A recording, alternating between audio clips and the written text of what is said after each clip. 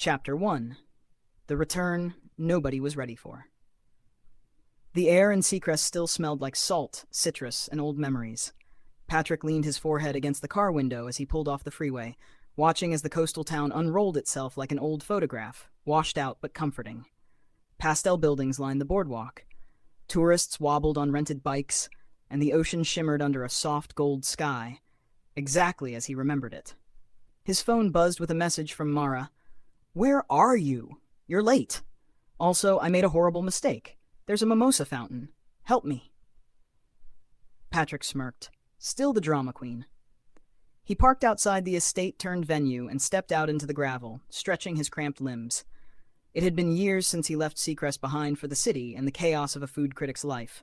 Press previews, deadlines, forgettable flings, and a growing sense of disconnection. But Mara's engagement had been the one thing he couldn't ignore. She was the only person who'd truly known him before the world told him who to be. He adjusted his jacket, fixed his dark curls in the side mirror, and headed up the path lined with lanterns and flower petals. From inside, laughter spilled out, bright and boisterous. Music played. Someone shrieked with delight, probably over something involving glitter. And then the door opened. "Patrick!" Mara barreled into him, all floral chiffon and pink hair streaks. She was barefoot, holding a champagne flute and a cupcake in the same hand. "You look like a bridal-themed tornado," he said, hugging her with one arm while dodging the frosting. "I'm glowing," she said dramatically. "Also sweating. There's no air conditioning in hell, or in overpriced wedding venues with historic charm." "Do you need me to break the thermostat again?" "God, yes, but later. Come in, say hi to the chaos." She pulled him inside. People buzzed around with drinks, camera flashes, and mid-conversation shrieks. Patrick barely got a foot in before a deep voice behind him made every nerve freeze. Well, well, if it isn't Patrick Rowan. Patrick turned slowly, and there he was. Finn. Standing tall in a crisp navy button-down, sleeves rolled just enough to expose forearms that looked like they'd built actual buildings. His hair was shorter now, darker too, salted at the temples, and unfairly handsome in a way that made Patrick's stomach twist. He was older, definitely hotter, and apparently still had the ability to make Patrick forget basic motor skills. "Finn," Patrick said, coolly, "you're still vertical. Impressive. You're still sarcastic, less galaxy pants, more smug smirk. Growth?" Patrick gave a dry laugh. "Some of us evolve, others just get broader shoulders and buy better shirts." Finn's mouth twitched like he was fighting a smile. "You used to threaten seagulls with glitter bombs. I was defending my sandwich. You were 12 and feral." Patrick shrugged. "Some things haven't changed." Mara swooped in, sliding between them. "Aw, I love this reunion. You two used to fight like cats and weird theatrical birds." Patrick sipped from a glass someone shoved into his hand. "More like cat and laser pointer. I was the pointer." Finn raised a brow. "You sure about that?" The tension in the air was thick, almost visible. Patrick broke eye contact first, glancing away under the guise of spotting hors d'oeuvres. "So," he said to Mara, "where am I staying?" "Please don't say the couch again. My back still hasn't forgiven you for the Christmas of 18. Mara looked far too pleased with herself. "Oh, you're staying in the guest house. We redid it. It's super cute, and it's right across from Finn's." Patrick blinked. "I'm sorry, did you say across from?" "Yep, for convenience." She linked arms with him and dragged him toward the buffet table. "You two will have so much fun being neighbors. Maybe you'll finally stop pretending you hate each other." "I don't hate him," Patrick muttered. Finn, behind them, replied flatly, "Likewise." They both drank their champagne at the exact same time. The guest house was absurdly adorable. Too adorable. Like Pinterest threw up in here. Levels of cute. Wooden beams, soft lighting, bookshelves filled with Mara's aggressively wholesome taste in romance novels. Patrick set down his suitcase, took off his jacket, and flopped onto the couch with a groan. The room smelled like rosemary and cedar. The ocean breeze drifted in through the open window. He closed his eyes for a moment, and instantly opened them again when he heard the door creak. Finn stood in the doorway, holding a folded blanket. Mara said to bring this over. The nights get cold. Patrick arched an eyebrow. "Is this an excuse to snoop? Because I haven't unpacked yet, but I do have embarrassing socks." "I've seen worse." "From me?" Finn stepped inside, shrugged. You wore a cape to your 13th birthday. That cape was iconic. You cried when it got caught in a screen door. Patrick narrowed his eyes. It was a metaphorical betrayal. Finn chuckled softly. It was a surprisingly warm sound, low, quiet, and utterly dangerous. He placed the blanket on the armchair, then stood awkwardly by the door. This was nice, he said finally. What was? You being here. Mara missed you. She always talks about how things used to be. I think she needs a little bit of that back. Patrick's sarcasm faded, replaced by something soft. Yeah, me too. There was a beat. Their eyes met. Then Finn's phone buzzed. He checked it, nodded once. I should go. Early start tomorrow. Architect things? Blueprints don't draw themselves. He turned to leave, then paused. You've changed, you know. Patrick tilted his head. Better or worse? Finn's gaze lingered, just a second too long. More? You. And then he was gone. Over the next few days, the house buzzed with wedding prep. Patrick found himself swept into everything. Food tastings, obviously, dress fittings, which he had far too many opinions about, seating charts, a nightmare, and flower arrangement debates. He pretended to hate it, but secretly loved the chaos. And Finn, he kept showing up. Sometimes with tools for Mara's DIY projects. Sometimes with coffee. Once, with a stray kitten that Mara insisted was a sign of good luck and promptly named Mozzarella. But always with that same maddening calm and subtle charm that made Patrick's brain short-circuit. He was patient with Mara, quietly funny with their mom. Good with animals, for God's sake. And worst of all, he looked really good in rolled sleeves. Patrick tried to ignore it, to write his food column, to flirt with the hot bartender at the tasting event, who turned out to be straight and deeply Christian. But the truth settled in his chest like sea fog. He didn't just find Finn attractive. He remembered every version of him. The teen who let Patrick sneak sips of beer at bonfires. The college student who drove 5 hours back home when Mara had a panic attack. The man who never laughed when Patrick was vulnerable, but always noticed when he was hiding behind a joke. It was inconvenient. It was messy. It was completely stupid. But Patrick couldn't stop looking. And the worst part? Finn was starting to look back. One evening, after a long day of floral disasters and seating chart diplomacy, Patrick stepped outside with a glass of wine. The sky was streaked with peach and lavender. Somewhere, wind chimes clinked. He spotted Finn on his porch across the yard, sketchbook in his lap, pencil tapping against the page. Patrick hesitated, then walked over. Finn looked up, not startled, just expectant. Peace offering, Patrick said, holding up the wine. For the time I accidentally told your mother you were dating a burlesque dancer. Finn accepted the glass with a wry smile. You've made worse impressions. Patrick sat beside him on the wooden steps. Their arms brushed. Neither of them moved away. So, Patrick said after a sip, this rooftop garden thing Mara mentioned, what's that about? Finn paused. It's a project. A space for kids who don't have anywhere else to go, queer teens. It's not official yet. Patrick looked at him, something shifting. You never mentioned that before. I don't talk much, Finn said. You do enough of that for both of us. Patrick snorted. Fair. They sat in silence. Then Finn said softly, You're not what I expected, coming back. Patrick glanced at him, disappointed? Not even close. And there it was again, that electricity, that ridiculous, dangerous ache. Patrick set his glass down, stood. Well, I'm going to go before I do something very dumb. Finn looked up. Such as... Patrick flashed a grin, all teeth and nerves. Tell you how good you look when you're serious, or kiss you, you know. Tragic choices. Finn's mouth opened, then shut. Patrick walked backward, smirking. Night, neighbor. He turned. He didn't see Finn's hand twitch like he'd almost reached out. He didn't see the small, unguarded smile that followed him back across the yard. But he felt it, all of it, and it was only just beginning. Chapter 2. Breakfast, boundary lines, and barely buttoned shirts. Patrick wasn't expecting a Greek statue in the kitchen. But when he padded into the main house that morning, lured by the smell of coffee and toasted butter, that's exactly what he got. Or, more accurately, Finn, barefoot, shirtless, and flipping eggs in a cast-iron pan like he hadn't just violated every boundary of decency Patrick had set for himself. The early light filtered through the wide farmhouse windows, casting soft gold across Finn's bare back. His hair was still damp from a shower, sticking up slightly in the back. Low-slung pajama pants clung to his hips with dangerous precision.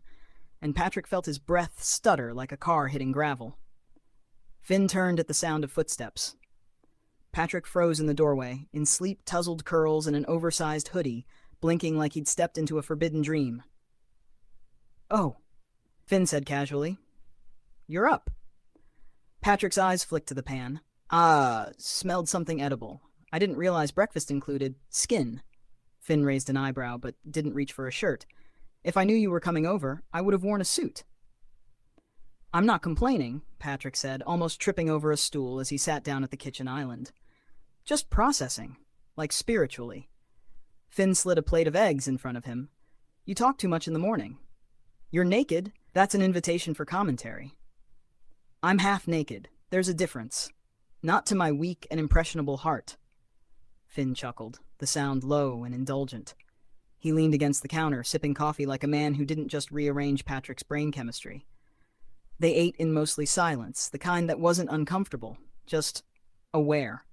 Every scrape of fork against plate felt louder than it should. Every brush of Finn's fingers when he passed the butter felt like a lightning strike. Patrick cleared his throat. "So, is this your usual routine? Shirtless eggs and smug silence?" "Only when I forget my annoying houseguest is an early riser." "I'm not early. You're just aggressively functional." Finn smirked. "You always hated mornings." Patrick smiled into his coffee. "Only until there was coffee." The banter came easy, too easy. But underneath it, there was something new. A current that hummed quietly between them, thick with things unspoken and unresolved. Patrick's mind flickered to a memory. Uninvited, but vivid. It had been his senior year. Mara dragged him to a graduation party he didn't want to attend, and 3 red Solo cups later, he was slurring Shakespeare quotes into the arms of a couch and swearing vengeance on capitalism. Everyone else had laughed. Finn hadn't. He'd appeared beside Patrick with quiet authority, guiding him out the back door, into his car, and home. No lectures, no mockery, just a firm hand on Patrick's shoulder and the softest sigh as he tucked a blanket around him on the couch. Patrick remembered pretending to be asleep, just to feel the weight of that moment a little longer. Back then, he'd chalked it up to hormones and tequila. Now he wasn't so sure. "So," Patrick said, snapping back to the present, "you're helping Mara with venue layouts today, right?" Finn nodded. "You tagging along?" "Am I allowed?" "You're breathing. She'll take that as consent." They met Mara at a coastal overlook an hour later where the ceremony would be held. A rocky bluff with views of the sea and wildflowers growing like defiant poetry between the stones. Patrick let Mara drag him into flower debates while Finn knelt near the cliff edge, sketching out ceremony arch placements in his leather-bound notebook. "You know," Mara said, tugging Patrick aside with a conspiratorial gleam in her eyes. "You and Finn have been weirdly civil. What happened to all the biting insults and passive-aggressive note-leaving?" Patrick gave her a deadpan look. "Are you implying that personal growth has occurred?" "I'm implying that your face does this thing whenever he's nearby." Patrick blinked. "What thing?" "Like you're mad, but also want to lick his jaw." "I do not." "You totally do." Patrick turned away to hide the color rising in his cheeks. The vineyard tour came next. It was nestled inland, surrounded by cypress trees and sprawling fields of grapes that shimmered under the afternoon sun. The owner, a boisterous woman in floral overalls and a wide straw hat, greeted them with the energy of someone who hadn't slept in days but had inhaled 4 espresso shots. "Oh, you two are adorable," she cooed, gesturing between Patrick and Finn. Patrick blinked. "Us?" "The couple," she clarified. "You're clearly together, right?" Patrick opened his mouth to correct her, but Finn spoke first. "We're not. We're very committed," Patrick interrupted, grabbing Finn's arm with exaggerated warmth. "Deeply in love. Tragic backstory. Found each other in a moonlit bookstore. You know how it is." Finn gave him a look that could melt glaciers. "Really?" Patrick beamed. "She seems nice. Let her have the fantasy." The woman was already gushing about how romantic it was and pouring them free samples. Patrick leaned close, whispering, "You're welcome." Finn's mouth twitched. "You're insufferable." "Admit it. You missed me."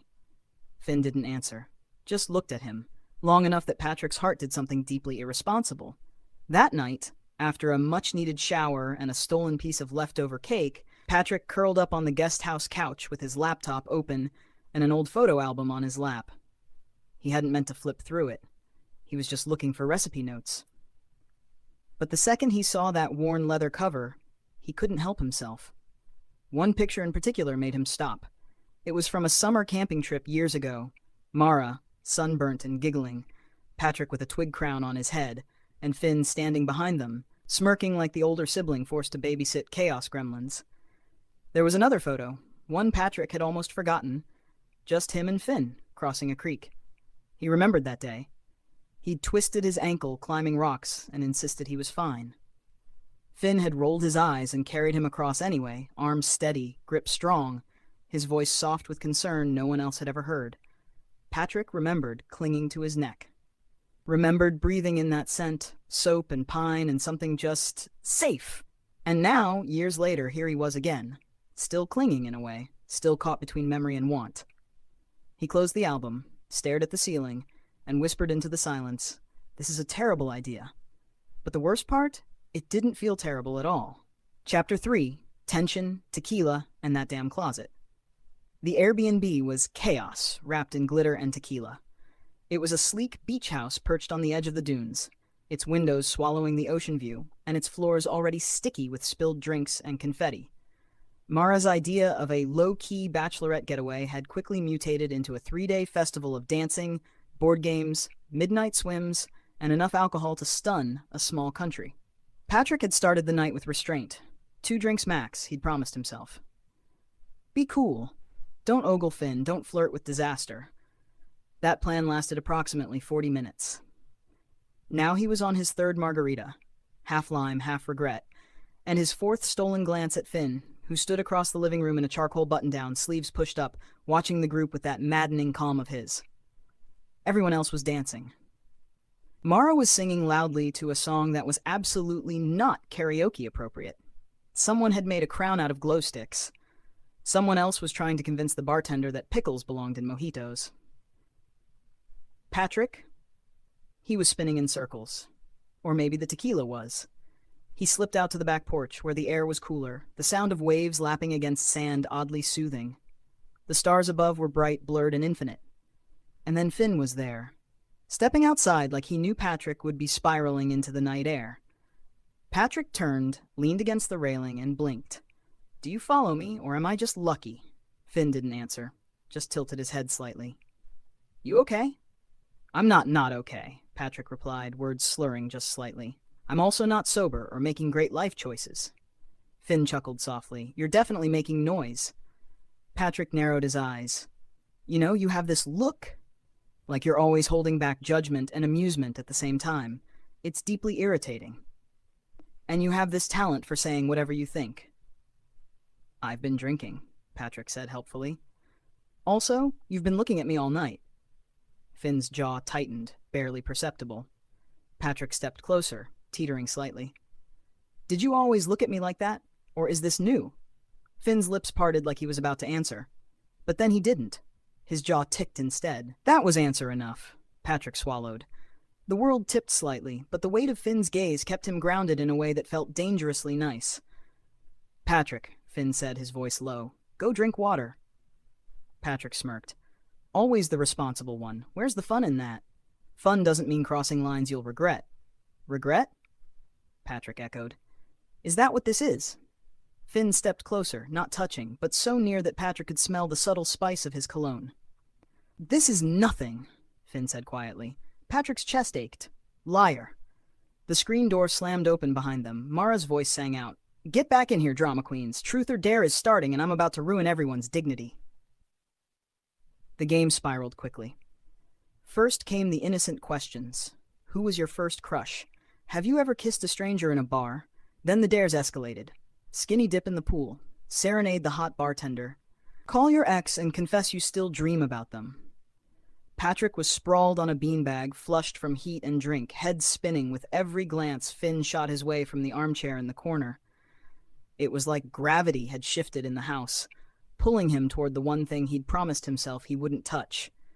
And then Mara clapped her hands, eyes gleaming. "Patrick, truth or dare?" "Dare," he said, before thinking it through. "I dare you to kiss someone you wouldn't dare to touch." The room exploded with laughter and whoops. Patrick's heart plummeted. He turned slowly, instinctively, and his eyes landed on Finn. It wasn't a long look, but it was enough. The laughter faltered. Conversations dipped. Everyone followed his gaze and saw the wall Patrick hadn't meant to crack. Finn didn't move. He held Patrick's gaze like it burned. Patrick looked away, breath catching. "I'm gonna get more tequila," he muttered, pushing off the beanbag and retreating down the hall. Nobody stopped him. He poured himself a drink he didn't need and leaned against the kitchen counter, face burning. Stupid. So stupid. He didn't hear the footsteps. "Nice diversion," Finn said behind him. Patrick jumped. "Jesus, do you move like a cat?" Finn folded his arms. "You shouldn't have done that." "What, looked at you?" "You know what I mean?" Patrick scoffed. "Oh, sorry. Did I make things uncomfortable?" "Must be terrible, being the object of desire." Finn didn't rise to the bait. "You're drunk. And you're a coward." Finn's eyes flashed. "Say that again." Patrick stepped forward. "You've been flirting with me for weeks. Don't pretend you haven't. You look at me like I'm a problem you want to solve with your mouth." Silence. Thick, alive. And then the lights flickered, the power surged, and suddenly the hallway door slammed shut behind them with a thunderous click. Patrick blinked. They were in the laundry room, and the doorknob didn't budge. "Oh," he said, "of course." Finn tested it. "It's jammed." No kidding. There was barely enough space for two people to stand without brushing. The air was warm and thick with the scent of detergent and salt from Patrick's skin. Finn exhaled. "They'll notice we're gone." Patrick leaned against the washing machine. "Hope they send snacks." A beat of silence. Then, "You're dangerous," Patrick whispered. "You always have been." Finn's eyes dropped to his mouth. "You're not a kid anymore," Finn said. "Stop acting like one." Their faces were close. Too close. Patrick's voice dropped. "Then stop looking at me like I'm still 15 and confused." Finn's fingers brushed his when he reached to steady himself on the shelf. The touch was fleeting. But everything changed in that second. The door remained shut, but something else opened. A crack in the wall. A crack they wouldn't be able to plaster over. Not now. Not anymore. Chapter 4. The Almosts and the Arguments. The wedding planning had officially entered what Mara lovingly dubbed Code Lavender, which, according to her color-coded schedule, meant full-blown chaos with a side of floral meltdowns and linen-induced emotional breakdowns. Somehow, in the middle of it all, Patrick had become a crucial part of the logistics team, a role he hadn't asked for but didn't reject, mostly because it meant spending more time with Finn. They were an odd pair. Finn, all quiet precision and rolled sleeves, sketching arches and light placements on napkins with obsessive detail. Patrick, all sharp wit and improvisation, breezing through meetings with color palette opinions and cake sample critiques no one asked for, but everyone secretly appreciated. They made people laugh. Even Mara stopped mid-panic during the reception seating arrangement debacle to note, "You two are like a sitcom waiting to happen." Except Patrick was starting to suspect it wasn't a sitcom at all. Not anymore. He caught himself watching Finn when he wasn't supposed to. Watching the way his brow furrowed when he concentrated. The way he tapped his pencil against his temple when he was in deep thought. He noticed the soft graze at his temples. The way his hands moved with purpose and elegance. And the way his mouth curved when he was trying not to smile at one of Patrick's quips. It was dangerous. This pull.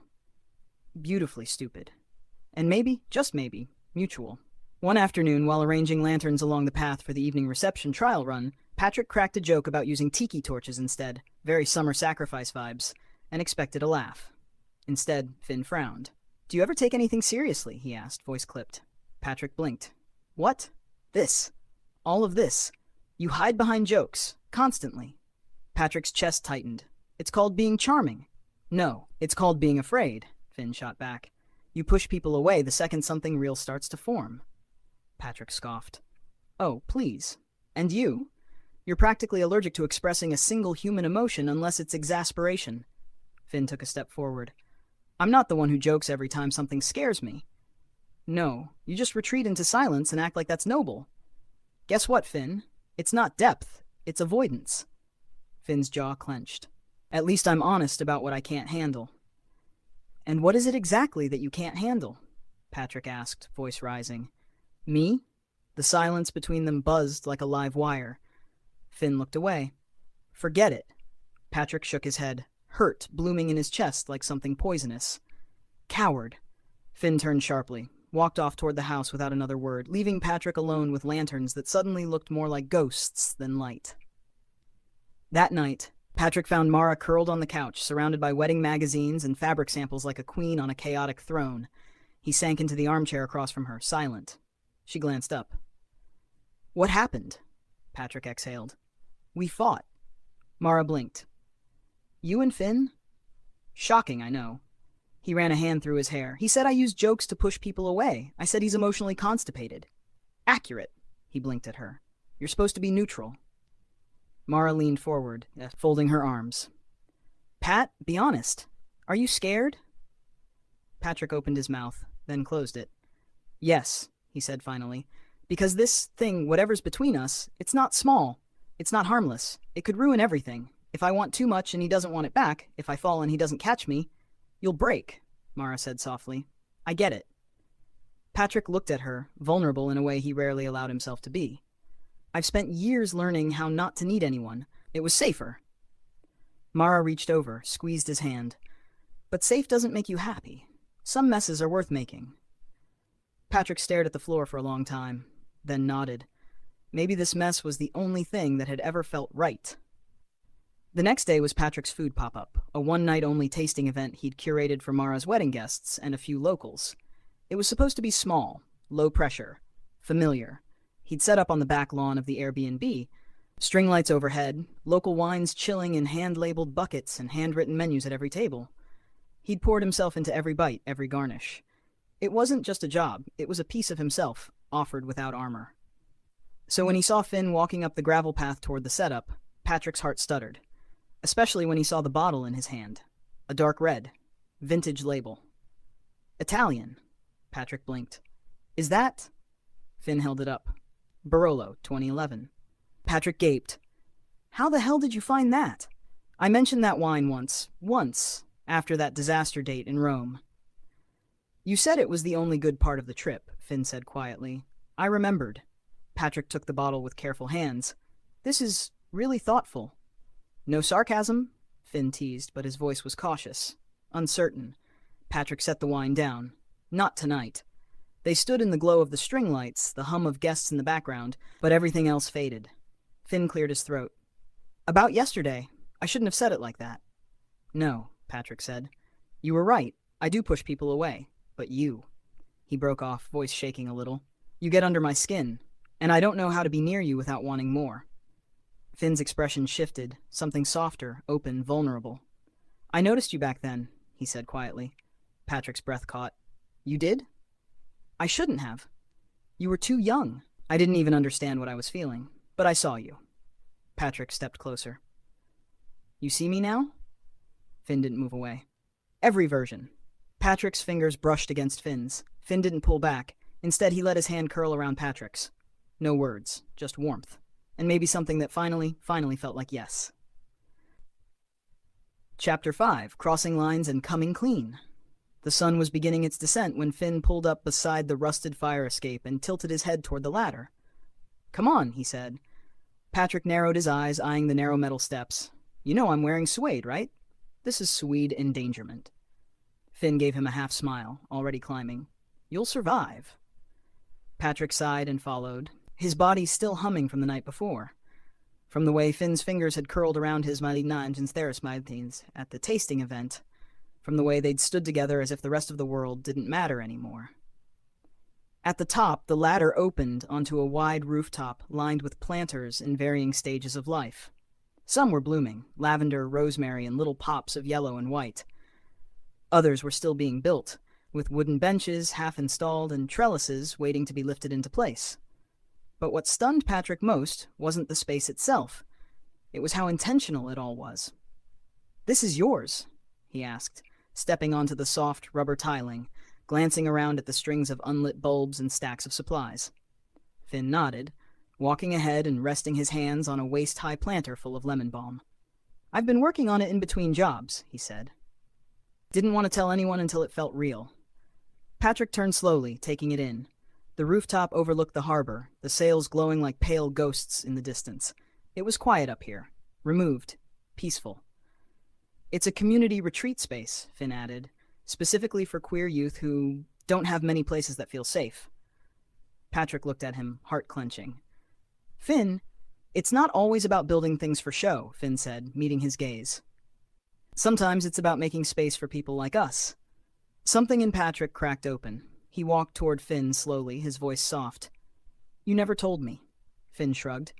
Didn't think I needed to. You don't, Patrick murmured. But I'm glad you did. They stood there for a long moment, the quiet settling between them like something sacred. Then Patrick gave a crooked grin. So, you secretly have a heart. I knew it. Finn huffed out a laugh. Don't tell anyone. I have a reputation to maintain. Patrick leaned in just enough for his shoulder to brush Finn's. I could ruin that reputation in 5 seconds. Finn turned his head, slowly. Their eyes met. And then, with the same quiet certainty that had defined everything between them lately, Finn leaned in and kissed him. It was soft. Hesitant. Like neither of them was sure the world would allow it. But Patrick melted into it, sighing into Finn's mouth, his hands slipping into his shirt hem, anchoring him there. They pulled apart, staring at each other, stunned, breathless, and then Patrick laughed under his breath. That wasn't nothing. No, Finn whispered. It wasn't. The second kiss was different. This one was hungry. It was the product of too many years spent denying, too many near misses and arguments that were really just longing in disguise. Patrick pressed him back against the wall, and Finn's hands found his hips, his waist, his jaw. They touched like they were afraid to stop, like they'd waited too long already. Clothes were forgotten, laughter bubbled between kisses, the kind of intimacy that didn't need direction, just trust. When they fell into the makeshift lounge chair Finn had built weeks ago, Patrick curled into him like a missing piece clicking into place. And for the first time in years, he felt like he was exactly where he was supposed to be. Morning arrived too soon. Patrick blinked against the sunlight streaming through the rooftop access window. His head was tucked against Finn's bare chest, one leg slung over Finn's hip, their bodies tangled beneath a thin throw blanket. He was about to kiss the dip of Finn's shoulder when they both heard it. A knock. Loud, insistent. Finn? Mara's voice rang out. Hey! You here? Your car's downstairs. Patrick froze. Finn bolted upright. Shit. They scrambled, limbs flying. Patrick hopped on one foot, trying to pull his jeans up. Finn yanked on his shirt, eyes wide, hair a beautiful, disastrous mess. I'll hide behind the potting table, Patrick whispered. Finn blinked. That's not a real hiding spot. She's not looking for me. Just stall her. Another knock. Finn, come on, I need help moving the easels. Finn jogged over to the door, cracked it open a few inches. Be there in a sec. Patrick crouched low behind the bench, breathing hard. He could hear his own heartbeat louder than her footsteps retreating. When the rooftop was finally silent again, he stood and leaned against the wall, trying to slow his pulse. Finn looked at him, guilt clouding his expression. Patrick's smile faded. We're adults, you know, he said softly. We don't have to sneak around like this. Finn crossed his arms, voice tight. She's my sister, Patrick, and this is complicated. Patrick stepped closer. Is it? Because last night felt pretty damn simple. Finn didn't answer. Come on, say it, Patrick said, anger bleeding through the tenderness. Say that it was a mistake. Say you regret it. I don't, Finn said immediately, then added, but that doesn't mean it's not. What? Patrick snapped. Inconvenient? Inappropriate? Off limits? Finn looked away. Patrick's voice broke a little. This isn't wrong. It feels like the first thing that's ever been right. Finn was silent. Patrick shook his head. You can design all the safe spaces in the world, Finn. But if you won't even stand in one with me, then what's the point? Finn flinched. It was a direct hit. I need to go, Patrick muttered, pulling his hoodie over his head and brushing past him. And this time, Finn didn't stop him. Chapter 6. The Man I Couldn't Look At Until I Couldn't Look Away. The morning of the wedding bloomed golden and too bright. Patrick sat alone on the back porch of the guest house, sipping bitter coffee that had gone cold in his hands. The waves crashed just beyond the dunes, and the wind tousled his hair as if to say, move. But he didn't. Couldn't. Not yet. Today was supposed to be joyful, Mara's big day, the culmination of months of planning and laughter and drama. But Patrick felt like he was standing in the wrong story. like he'd wandered into someone else's fairy tale with no idea where to go or who he was supposed to be anymore. The last 48 hours had left him untethered. The rooftop, Finn. Everything they'd shared, every kiss, every confession, every breathless laugh tangled in sheets and whispered promises had been real. He knew it, felt it in his bones. But Finn's silence afterward, his hesitation in the light of day, had cut deeper than any rejection Patrick had imagined. So Patrick had packed his bag. He would stay for the wedding. Mara deserved that much. And then he would leave before his heart could splinter into something unrecognizable. He checked the time. Almost noon. The ceremony would start soon. Patrick stood slowly, adjusted the collar of his button-up shirt, grabbed his duffel bag, and walked toward the beach. The ceremony was set at the edge of the cliffs, with white chairs lining the sand and delicate linen curtains swaying from the wooden arch Finn had built with his own hands. Lanterns dotted the aisle. The scent of salt and wildflowers danced in the air. Patrick sat in the second row, quiet, trying not to scan the crowd for Finn. But when the music swelled and Mara walked down the aisle, radiant in champagne lace and barefoot on the sand, Patrick forgot everything else. She beamed at the man waiting for her partner, her safe place, and he looked at her like nothing else in the world mattered.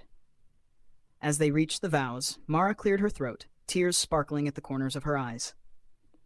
I used to think love had to be neat, easy. Like something you could fold and tuck away when it got too loud, she began, voice shaking but sure.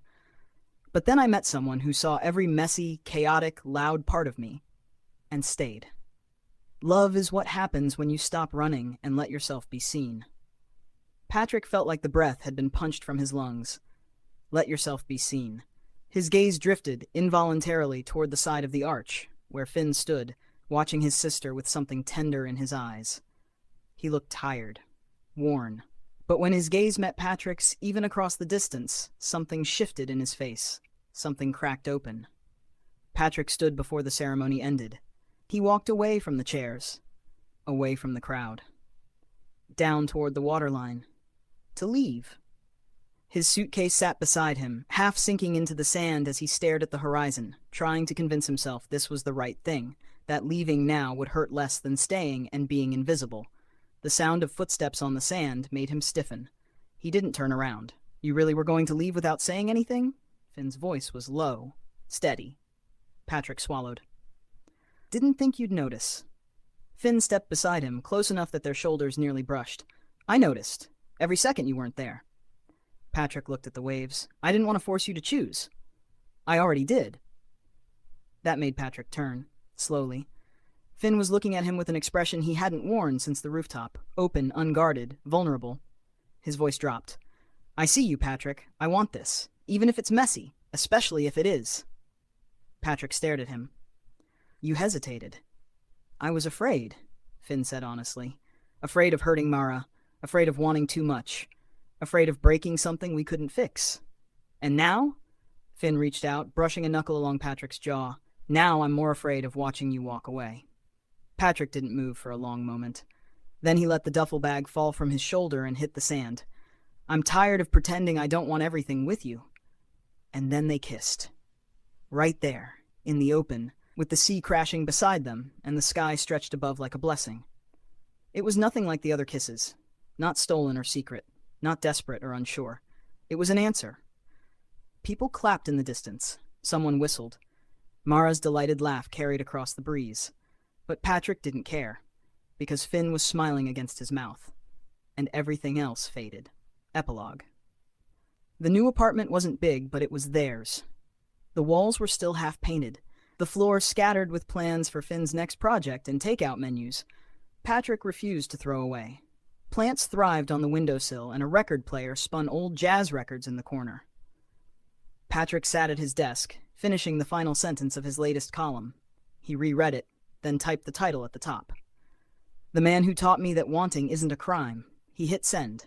The door creaked open, and Finn stepped in, barefoot, hair messy, holding a bag of dumplings. You wrote something scandalous again, didn't you? Finn asked, smirking. Patrick smiled, standing and walking over. He wrapped his arms around Finn's waist, stealing a kiss before answering. I used to want everything I shouldn't, Patrick said softly. Now I just want you.